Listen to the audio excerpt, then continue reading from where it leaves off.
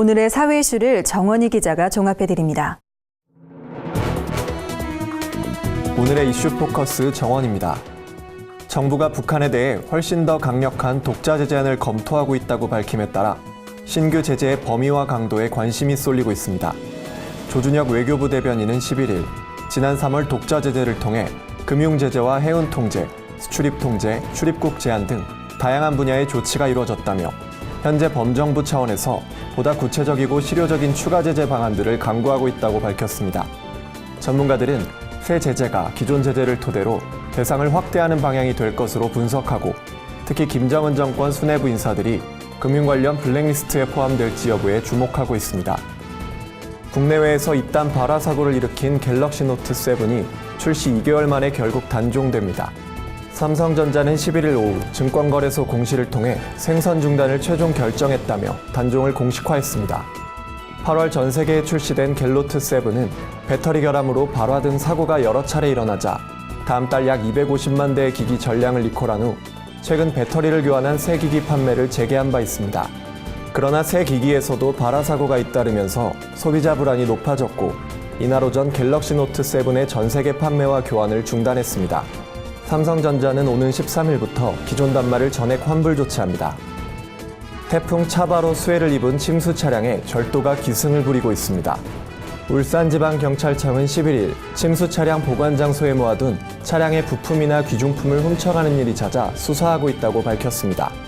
이번 태풍 이후 총 1,400대가량이 보험회사 등이 운영하는 침수 차량 집중 보관소로 견인됐는데 보험 처리나 폐차를 위해 차량을 확인하던 업주들이 골프백이나 지갑, 블랙박스 등 고가의 물건들이 없어진 것을 확인한 것입니다.